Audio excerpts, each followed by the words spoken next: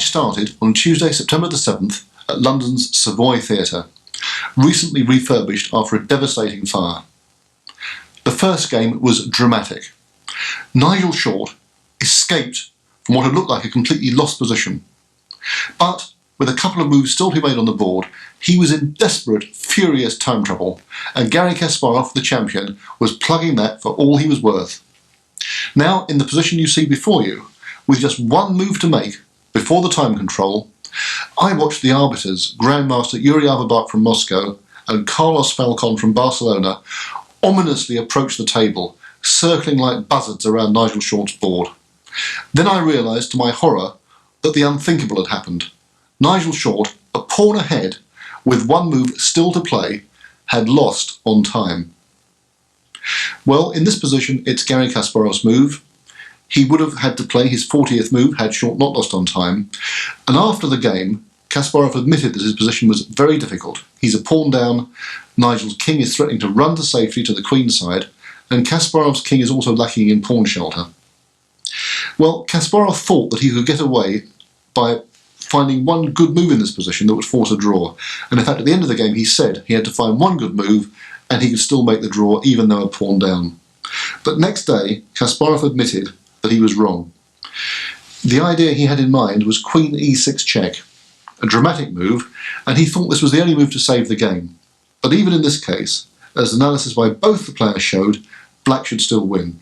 And the variation goes like this. Pawn takes queen, f takes e6, rook takes c7, and now white is still a pawn down, but the active rook on the 7th rank and the possibility of attacking the black pawns made Kasparov think he could hold the draw. But it's not the case. Short can play pawn takes pawn on d5, white must take back, and now a very strong move, rook to f8. And you can see that that rook's going to slice down the f-file and start to attack white's weak pawns. And after the plausible variation, rook to c6, king to d7, rook takes pawn on a6, rook f5, for example, as given by Nigel Short, rook b6 to free white's passed a pawn, rook takes pawn on d5, a6, d3, threatening to go on with check, c takes d3, rook takes d3, pawn a7, Nigel Short always has rook check on d1, king to g2, and rook over to a1. And if you look at this position, white's pawn on a7 is not dangerous, in fact it's a weakness, and the mass of potential black passed pawns in the centre on b6, c5 and b4 should give black the win. Well, if Nigel Short hadn't lost on time in that dramatic first game, if he'd made the last move to make the time control, he might well have won, and the course of chess history could have changed. What made Nigel Short's defeat in Game 1 even more infuriating was the fact that at the height of the time scramble, when Garry Kasparov realised that his attack had run out, he actually offered Nigel Short a draw. Nigel Short bravely refused it and played on, and on the very next move, his clock flag fell. Well, a blow like that would have annihilated many a lesser man, but Nigel Short has nerves of steel, and the second game was a steadily played draw, so Nigel at least had half a point on the score chart. Now we come to Game 3, and this is after white's 27th move, bishop to d4. The position in front of you is just about one of the most dramatic I've ever seen in a World Chess Championship match. Just look at it. The black rook on e5 is attacked by white's bishop on d4. And that bishop doesn't just attack the rook on e5, it scythes through, also attacking the rook on f6. Meanwhile, black's knight on h5 is also threatened by white's pawn operating from g4. So it looks as if black's going to completely lose. His position is falling apart, materials are dropping off everywhere. But, on the other hand, look at the fierce concentration of mighty force around the white king. Nigel Short has staked everything on blasting a path through to Kasparov's monarch. The black knight on h4. The black knight on h5. the two black rooks, f6 and e5, and also the black queen lurking on d7. All these pieces are lined up waiting to pounce on white's king. But is there a way through? Just look what happened now.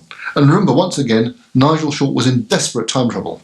First of all, the knight hopped in, check, giving Kasparov a real shock. Kasparov, dazed, captured the knight. Pawn takes knight on g3. And then the black knight on h4 jumped in to capture the white pawn on f3. Knight takes f3. Kasparov grabbed the rook on e5. Bishop takes e5. What an inferno this is. And now, just ignoring all these pieces that he's lost, Short played queen takes pawn on g4. And the threat now is queen to h3 with checkmate. So Kasparov had to jettison back some of his material. He swung his rook over to h2, giving some material back. But now Nigel gave Kasparov a real shock. He played knight takes rook on e1. And the point is that if queen takes queen on g4, rook f1 is checkmate. What a brilliant notion. So Kasparov had to play queen takes knight on e1. And here the tragedy occurred. What Nigel should have done, and again his clock flag was hanging, was play queen in to f3 check, when with his queen in an active position, he could probably draw. He can't win, but a draw should be okay. However, without thinking, and he hardly had any time left at all, he played pawn d6 takes the white bishop on e5, and after the next move, knight to d2, covering the vital f3 square, black's attack was beaten off, Short had insufficient material for the piece, and eventually Garry Kasparov ground on and won a long endgame. Game 4, Nigel Short was white again, and desperate for a win. But just before this game, he experienced a personal setback. His second and assistant for the past 3 years had been the Czech grandmaster Luboš Kovalek, who for the past few decades has resided in the United States. Kovalek was widely regarded as Short Svengali, the person who'd really helped him get to this advanced stage of the World Chess Championship. But it became known after this game that Short had a dispute with Kovalek and actually fired him and sent him back to America. What must be the effect of that on Short's morale? Game 4 showed what the effect was. Here we have the position after black's 26th move, pawn on d6 to d5. And we can see that pawn flashing. The position is roughly equal. White has won the exchange, rook for bishop, but black has 2 pawns. Black's position is solid. On the whole, people prefer Kasparov's position, but there are plenty of fighting chances for Short, especially if he plays the right move, pawn c4, takes the black pawn on d5, and follows up with bishop to f3. All is by no means lost in that case. However, in this position, going back to the critical moment, Short made a terrible miscalculation. He played first bishop to f3. Kasparov, surprised, played pawn d5, takes the pawn on c4. And suddenly the whole white position is collapsing. Black has won another pawn for nothing, and in this position Nigel played the desperate rook e1 to e3, giving up more material, but of course he lost. I'll put the rook back. What was it that Nigel had in mind in this position? Why did he make this terrible mistake? Well, what he'd seen in his mind's eye was that after the capture of the pawn on c4, which we can see now flashing, he thought he could win by playing his rook on e1 to d1. And this was the variation he'd seen. Knight to d5, bishop takes d5, e takes d5, queen takes d5. Now this looks absolutely kamikaze because of bishop to c6 winning the queen. But then a nice variation, rook check, king to f8, and now a wonderful queen sacrifice, quite in the style of Kasparov actually. Queen takes c6, pawn takes c6, and the rook sails in, rook to d8, checkmate. Well, that looks wonderful. But does it work? The answer is no, it doesn't. Let's run by that again. Black plays knight to d5. White takes it. Bishop takes knight. Pawn takes back. Queen takes pawn on d5. Bishop c6. Rook e1 check. Now this is where king f8 would fall into the trap. Unfortunately, black has a very neat move that puts completely paid to white's idea, and that is bishop g7 to e5. And the point is that after rook takes bishop check on e5, king f8, the white queen is still pinned. And if you now carry out the sacrifice, queen takes bishop, pawn takes queen, rook to d8, it's only check. The king moves to the vacated square by the bishop, and white's lost virtually all of his men. So realising that, Nigel Short was A, demoralised, and B, had a lost position. The result was 3.5 points to a half in Kasparov's favour, and a general feeling that the loss of his second, Lubos Kavalek, had been a disaster for Nigel Short. Oh, when I sacrificed an exchange, I mean, I was very quiet because I thought I had a very good compensation, and maybe, you know, it wouldn't be enough to win. But obviously, you know, I liked the position, and I saw Nigel didn't like the position. I mean, that was also very important. I was very worried when I took the second pawn in the center. I think this position was critical, and I would personally play knight c4 instead of bishop d3, because, I mean, black's queen could be probably forced to go back to the king's side, and I don't know, it requires a lot of analysis, but I felt that at that point it was quite suspicious for black. Now, you say that white could have forced a draw at one point. What do you think Short's biggest mistake was during the game? I think that the main problem was hesitations. You know, he was thinking, you know, just maybe to make a draw. He was 2 points down, as I said, and then he decided to play, and then he won an exchange, and I mean, look, he was thinking about the move knight c4 maybe half an hour. I mean, I don't think white has any other option. You know, he lost 30 minutes basically for nothing, maybe thinking about some other possibilities he already missed in the game. I think he was not in the usual good attacking form in the game, and that's, you know, I used these hesitations, and I felt it, and I decided, you know, not only to defend my position, but also to try to counterattack, and eventually I succeeded. Game 5 was a curiosity. Nigel Short had black, and he made a very quick draw. In fact, his first draw with black in the entire match. Kasparov used over an hour and a half thinking in a really trendy variation of the Queen c2 Nimzo-Indian defence. And Nigel used just 11 minutes. Clearly he'd worked it all out before the game. Now, this perhaps helped people to think that maybe the loss of Kavalek wasn't such a bad idea. Maybe after Kavalek had gone, Nigel felt somehow released and freed and was playing better. And in fact, several of Nigel Short's assistants, like Michael Steen, were saying that Kavalek had in fact become a bit of a liability to the camp. He wasn't working particularly well, and that we would soon see that after he'd gone, Nigel Short's results actually improved. Well, for Game 6, Short certainly came out fighting. For the first time, he used the Bobby Fischer favourite, bishop c4, against Kasparov's habitual Najdorf Sicilian defence. And this is the position before white's 26th move. First of all, I'm going to show you what happened, and then I'm going to come back and show you some exclusive analysis for the times given by the players afterwards.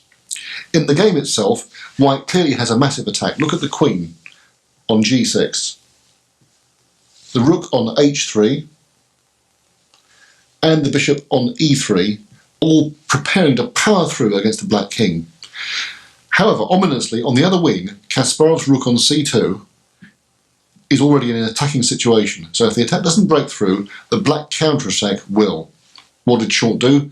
He went straight for the jugular, and I was watching this as it happened. I was in the theatre, and I saw these dramatic final moves. It was fantastic to watch. First of all, bang! Bishop takes h6. Kasparov had to recapture, and now rook takes pawn on h6, threatening rook h8, checkmate. But now came the counterattack. Queen to b6, check. It looks as if white's lost. If he goes king to f1, queen f2 is checkmate. Let's go back. If he goes king to h1, rook c1 check, and Kasparov's counterattack bursts through. Again, we'll go back. For a brief, horrible moment, we all thought Nigel had miscalculated and thrown the game away. But now he played a brilliant riposte. He played rook to c5, blocking the attack, but of course now his rook is lost. But the threat is still rook h8, checkmate. What can Kasparov do? He played bishop to d8 to make a square for his king. And now came rook h8 check, king e7, and rook back to h7, threatening checkmate in one move on f7. Kasparov must take the rook, queen takes check, king to f8, but now the players agree to draw. After queen h8 check, it's a draw by perpetual check, so the white rook hanging on c5 doesn't really matter. Let's go back to the position of greatest crisis. After the game, many people said that Short's move bishop takes h6 was premature, and he'd thrown away a winning position in favour of forcing a draw. And they were all saying that the right move was queen to h7, threatening checkmate. The black king must run away. And then again, everyone was saying that after queen g8 check, bishop f8, bishop c5, that black was in a passive and losing position. However, after the game, let's take those last two moves back, after the game, Kasparov showed me that in fact you can play rook to f8, queen takes g7, queen c7, queen takes h6, queen c4, and suddenly black has the counterattack, and the black king can escape via the d7 square. So all in all, Nigel Short did very well to avoid this. In trying for the win, he might well have lost. After 6 games, the score was 4.5 points to Kasparov, 1.5 to Nigel Short, and there have been some truly magnificent, exciting and stirring chess played in those 6 battles. On to Game 7. Another Roy Lopez, Kasparov white, and the champion built up a slow, patient but very dangerous looking attack. Here we have the position before his 35th move, and although his position looks promising, Kasparov is a whole pawn down, there are opposite bishops on the board, which of course might make it difficult to win later on, and Short is threatening to consolidate. What did Kasparov do? Well, he produced one of these typical Kasparovian, brilliant, ingenious combinations to smash his way to victory. And of course, with Nigel Short in time trouble, that made things worse. He played knight takes pawn on h6, a wonderful move that really strips away the defences from the black king. And the other problem, of course, is that the pawn on f7 is now under heavy attack. In fact, after the move bishop to f6, Kasparov simply played bishop takes pawn on f7, threatening a deadly check on g6, and Nigel Short resigned.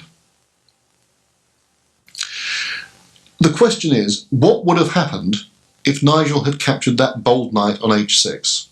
Well, here is the wonderful variation Kasparov showed me. After knight takes h6, queen to g5 check. Of course, black only has one move. It's king to h7. And now a fantastic move, bishop to c2, with the terrible threat of pawn on f5,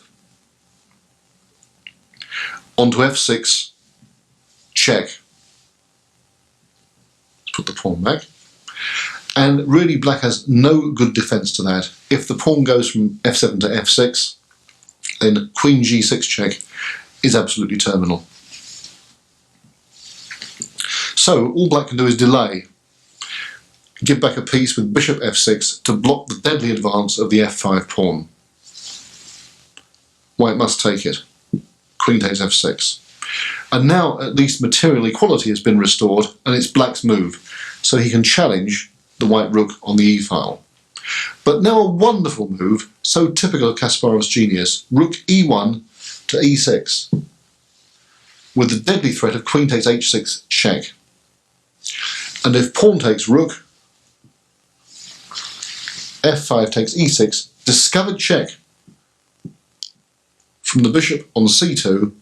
Meanwhile, the black queen is being taken by the white pawn on e6. So clearly, that's absolutely out of the question. We'll put the pieces back. That rook cannot be taken.